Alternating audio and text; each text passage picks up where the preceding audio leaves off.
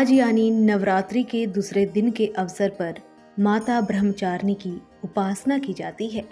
ब्रह्मचारिणी शब्द दो शब्दों से मिलकर बना है। ब्रह्मा अर्थात तपस्या, चारिणी अर्थात आचरण करने वाली। नमस्कार, भक्ति सार देख रहे हैं आप और मैं हूं आपके साथ अनामिका कौशिक। आज शारदीय नवरात्रि के पावन पर्व का दूसरा दिन है। नवरात्रि माता दुर्गा के 9 अलग अलग रूपों को समर्पित होता है। 9 दिनों में हर दिन माता के अलग स्वरूप की उपासना की जाती है।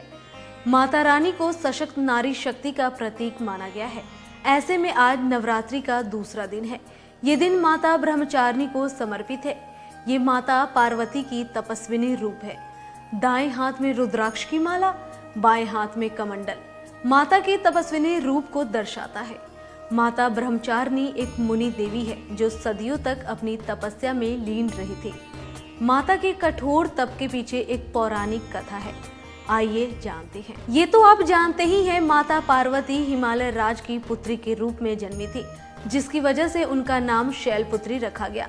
माता ने अपने इस जन्म में भोलेनाथ को अपना आराध्य बनाने के लिए बहुत कठोर तप किया था। अपनी इस तपस्या के दौरान माता करीब हजारों वर्षों तक फल पर जीवित रही थी। इसके अलावा माता ने कड़ी धूप और भारी बारिश जैसे भयानक कष्ट भी सहे थे।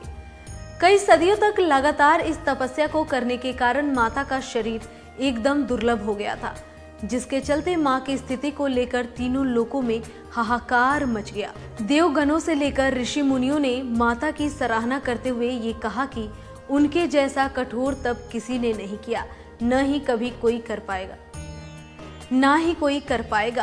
अंत में पितामह ब्रह्मा जी ने आकाशवाणी के जरिए माता ब्रह्मचारिणी की तपस्या से उठने को कहा और उनके कठोर तप को देख उन्हें ये वरदान दिया कि उनकी मनोकामना अवश्य पूर्ण होगी। तत्पश्चात माता का विवाह उनकी इच्छानुसार देवों के देव महादेव के साथ हो गया। यही कारण है कि माता ब्रह्मचारिणी को तपस्या, ज्ञान और वैराग्य की देवी के रूप में पूजा जाता है। और आज जो भी भक्त माता की पूरे विधि विधान के साथ उनकी उपासना करता है तो माता उससे प्रसन्न होकर अवश्य फल देती है। तो ये थी नवरात्रि के दूसरे दिन पूजे जाने वाली माता ब्रह्मचारिणी की गाथा। ऐसे ही और भी रोचक कहानियों के लिए जुड़े रहिए हमारे साथ भक्ति सार पर।